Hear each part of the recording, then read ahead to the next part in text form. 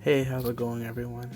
Just want to thank you guys for all the support, all the comments, likes, and views you guys have been leaving on my recent videos.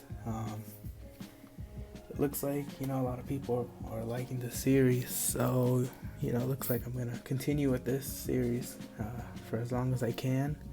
I definitely have a lot of things to review.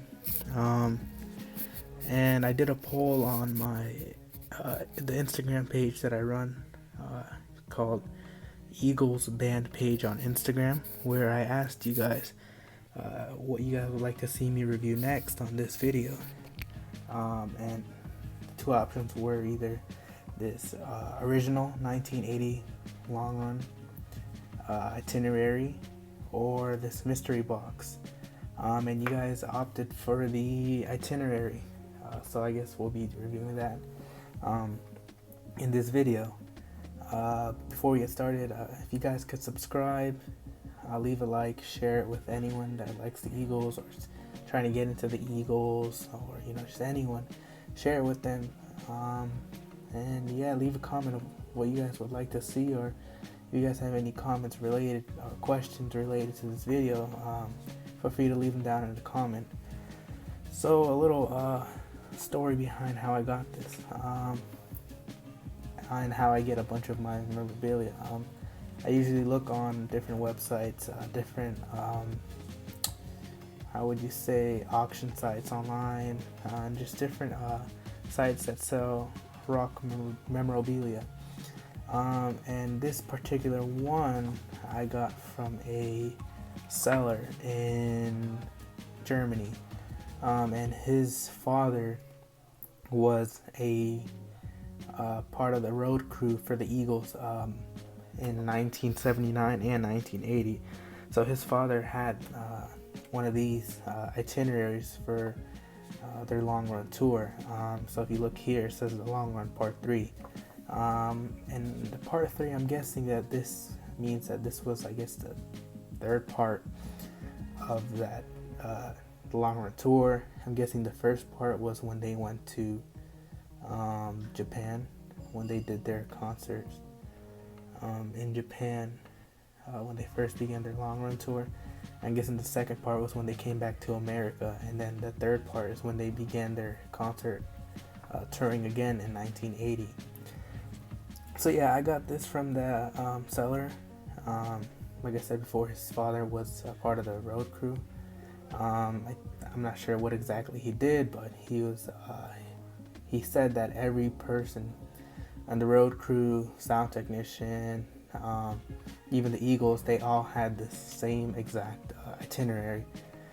So what this basically is it's itinerary that says, what transportation services they'll be taking to each show, what show they're going to be playing each night, what venue, the date, how many shows they'll be playing in each city, restaurants that are available in the hotels that they're staying in, dates and times that they need to leave each state and venue, hotel by, and really just it's their life. And when we look at this, we can really see just how much time and effort went into touring, especially for the Eagles. So there's about, I don't know, maybe 20 or so concerts, dates here. This is about a 50 plus page booklet.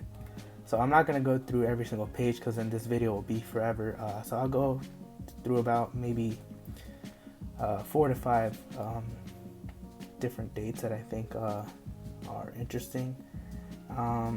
So yeah, so if we look through this first page here, it says the long run part 3, and so on the left here it says date. Mind you, this is the year 1980, so Friday, January 25th, looks like the Eagles would be in Tampa. The band would stay at a hotel called the Host International in Tampa, and the crew would stay at the same hotel. So it looks like on Friday they didn't have a show that day, but the next day, Saturday, January 26th, they did have a show. So look, this is the same kind of concept that follows through each day. So it looks like they went to Gainesville after Tampa, then they went to Greensboro, then to Columbia, Memphis, Auburn, back to Memphis, Houston, Dallas, Austin, Louisiana, Oklahoma City, and then Albuquerque. So yeah, this is a very interesting and neat thing to see, and it also says the hotels that they stayed in each city. So yeah, I guess the first date that I'll start with is Gainesville, because this is, as many of you may know, this was Don Felder's hometown. That's where he was born and raised, as well as Tom Petty. So I believe they only played in Gainesville once, which was in 1980. And I'll leave some photos up of the photos that I found from this concert. So if we look at the next page of the front page, there's a page that says Who's Who. The band: Don Felder, Glenn Frey, Don Henley, Tim Schmit, Joe Walsh. That's weird, because usually they always would have Glenn Frey and Don Henley, then Felder, then Joe, then Tim. So it's kind of odd to see Felder at first, but it looks like maybe they did it by alphabetical order of their last names. So yeah, and then they had Joe Vitale, who played as their second drummer in the Eagles, also as flute. Tom Nixon, Jerry Vaccarino, and I'm not going to say the rest after that because I don't know their first names. It just has initials. And Quaitman, Larry Salters, Irving Azoff, H. Kaufman, B. Sandoval, E. Sanders. The riggers were H. Donovan, R. Suborn, K. Graham, P. Wilson, Lights, Joe Barry, John Van der Slice, G. Carafa, M. Callahan. Sound, R. Erwin, D. Reynolds, S. DePaul, G. Strakis. Band crew is T. Tybye, Jim Collins, J. Jackson, J. Chapman, T. Beck. So yeah, this is the whole crew.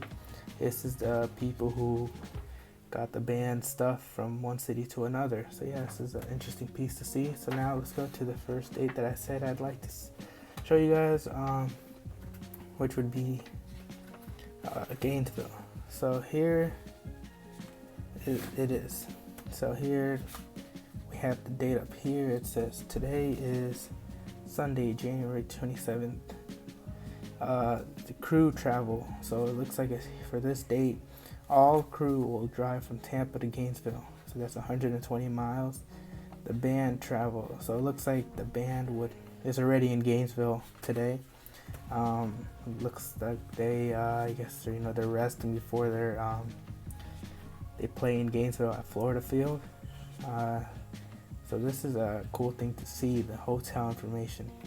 So it looks like the band would stay at the Hilton Hotel. The address is 2900 Southwest 13th Street, Gainesville, Florida. You have the number there. And then some more information. Looks like from the airport to the hotel. So the band took their private plane to Gainesville. So it looks like when they landed, at the time it would take from the airport to the hotel was 9 miles, so 15 minutes. And some interesting information here. Room service was available from 7 to 9, coffee shop 7 to 11, and then 24-hour diner, Waffle House, and then show information. So it looks like on Sunday, when the band was there, they would play Florida Stadium, University of Florida at 1 p.m. The promoter was Cecile Corbett. And some more information about their destination from the hotel to the show, which is 5 minutes, so it looks like they stayed relatively close. And some miscellaneous information. So I guess for every city, they would leave I guess a reference to a doctor, dentist, attorney, health club, tennis, and restaurants. I don't know why this specific, I guess you could say references would be left for each city, but it was. So yeah, this is interesting to see. So we look at another show. I guess we could go to, let's just say, or just go to the next show just to see, how they would go. So, mind you, today's Sunday, January 27th, 1980. The band would play today at 1. So, let's see. It's the next day, Monday, January 28th. There's no show. So, the crew travel. All crew would travel from Gainesville at 12:25 p.m. They would arrive in Atlanta at around 1:35. Then they would go from Atlanta to Greensboro, which was their next concert. Looks like the band here, the band had a different travel schedule. So it looks like from Gainesville, they would leave at 3 p.m. and land directly in Greensboro at 5:10 p.m. Flight time was 2 hours and 10 minutes. It doesn't specifically say if they took their private jet, also known as the party plane, but I'm guessing maybe they did. The only reason why I'm a little confused because it says the Charter Air Center here, which probably means a company that own, I guess, a private plane company. They probably use their services to travel. I'm not sure. Okay, so here it looks like the band would stay at the Holiday Inn Four Seasons in Greensboro, North Carolina. Same thing, airport to hotels, 10 minutes, room service, coffee shop, 24-hour diner. Show information, so they had about a day break in between each show, it looks like, because it says no show today. Once again, miscellaneous information, doctor, dentist, attorney, health club, tennis, and restaurants here in the Greensboro area. So yeah, that's interesting to see here. Now one place that I guess one show I did really want to go to was the Houston show at the Summit, because as many of you know, the Eagles played there in 1976 and 1980, and perhaps some of you have seen the various clips of both shows in 1976 and 1980 that have been going around. I know the 1976 Houston Summit show is a pretty common one that many people have seen, and the 1980 Summit show is a more rare show that I'm pretty sure many people haven't seen, or you might have seen that one clip of Tim performing I Can't Tell You Why that was posted on YouTube about 2 years ago, I believe, or a year ago. And then of course there's the clips of them performing Lying Eyes at the Summit in the History of the Eagles documentary, and the portion where Glenn's introducing Timothy. So yeah, so this is the itinerary for that exact show in 1980. So looks like the band would be in Houston on Monday, February 4th, 1980. So the crew would travel to Houston and stay at the Holiday Inn while the band travel. It looks like they're already in Houston. This isn't kind of unclear. I'm guessing the band's already in Houston at a hotel and the crew is traveling to Houston. That's what I'm guessing this is referencing, because it both shows that they're in Houston. I'm guessing they stayed at a different hotel. So yeah, they did actually. If you really look more down here, the band is staying at the Grand Hotel at the 2525 West Loop South, Houston, Texas, and the crew's at another hotel. So that's interesting to see. I wonder what was the reasoning behind that. And of course, again, airport to hotel was 25 miles, 30 minutes. 24-hour diner, JoJo's, Harlow's, coffee shop 6:30 to 11, room service 6:30 to 11. So the show information. So of course here they're playing at the Houston Summit, and the time they began their concert at 8 p.m. The promoter was Concerts West Terry Bassett. So yeah, this is interesting to see. Miscellaneous information: doctor, dentist, attorney, health club, tennis, and restaurants. So yeah, this is a very cool piece of memorabilia to see. It's something that you don't see every day. I know I've never seen this. So let's see if we go to another concert. I guess we can go to the Louisiana date, which was February 11th. So here, okay, so February 11th, which is a Monday. Looks like the crew is traveling from Austin, Texas to Houston, and from Houston to Louisiana. The band is traveling from Austin to Louisiana. It looks like a direct flight. The band is staying at the Baton Rouge Hilton, 5500 Hilton Avenue. Of course, the airport to hotel time is 10 minutes. 24-hour diner available is the Pit 4 blocks. The show information: the band was playing at the Assembly Center at the Louisiana State University. I'll leave some pictures from that show that I have right now. So it looks like they began at 8 p.m. The promoter was once again Concerts West Terry Bassett. And yeah, so let's go to another show. Alright, so the last show that I'll be going over in this itinerary will be the last show in Albuquerque. So let's go. Friday, February 15th, which I'm guessing is the last. No, it's not. So yeah, here it is. Friday, February 15th. Okay.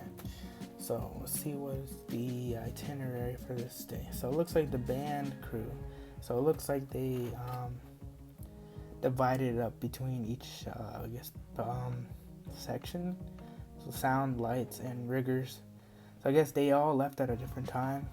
I guess it looks like here that the riggers left first at 8:06, and then lights and riggers, they've left together, and then the sound crew left Oklahoma at 9, arrived in Dallas at 9:45. Then from Dallas they went to Albuquerque, and let's see what the band's travel looked like. So it looks like they had two different options. I guess maybe so after this, so here, let's just go over this. So LV, I'm not sure what that stands for. It looks like Oklahoma City at 3 p.m. So they left from Oklahoma to Albuquerque, and they would arrive in Albuquerque at 4:20 p.m. And then it looks like they have another option. It says for those going to LA after the show, Albuquerque at midnight is when they would leave, and then they would arrive in Burbank at 2 a.m. So I guess if some members of the band wanted to, they could leave that same night of the concert to go home in LA, and if not, I guess perhaps they would have found their own way to go. It looks like, I'm not really sure, but that's most likely what it looks like. So it looks like if they decided to stay after the concert in Albuquerque rather than going home, They would stay at the Hilton Hotel, 1901 University Boulevard, Albuquerque, New Mexico. Airport to hotel, 10 minutes. Room service, 6 a.m. to midnight. Coffee shop, 6 a.m. to midnight. 24-hour diner, Sambo's across the street. The time from the hotel to the show would be 10 minutes. And from the show to the airport, they decided to leave would be 15. So on this in New Mexico, it looks like they played at the arena, University of New Mexico. The time was 8:30, so they began at 8:30. And this promoter, who I guess arranged this, was Avalon Productions.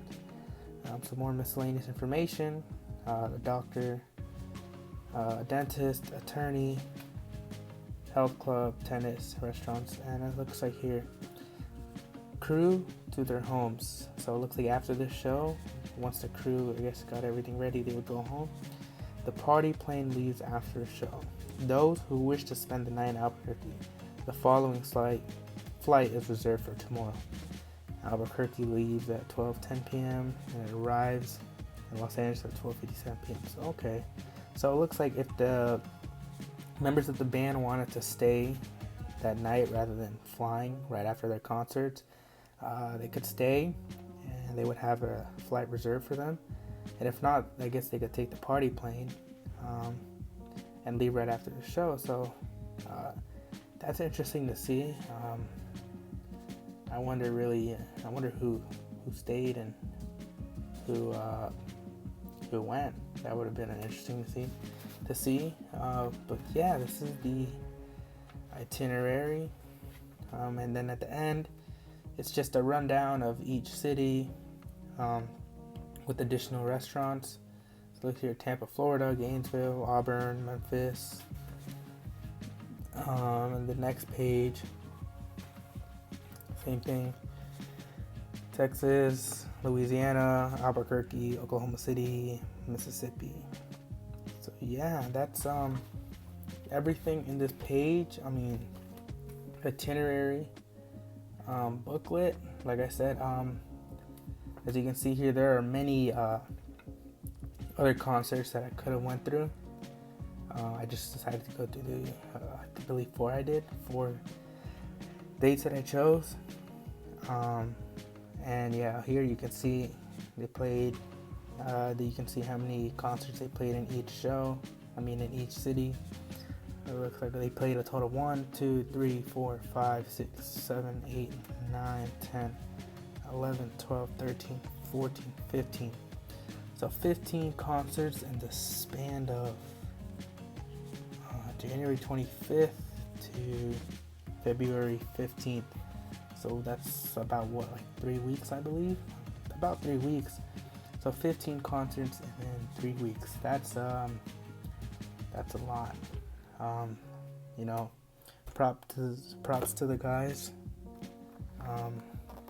who were able to handle this this very tiring schedule, and this all goes back to when they broke up in 1980 in Long Beach with Felder and Frey having the altercation. They were tired, being with each other, as much as, I'm pretty sure they all, had a great time with each other, but they, at the same time, they all needed a break.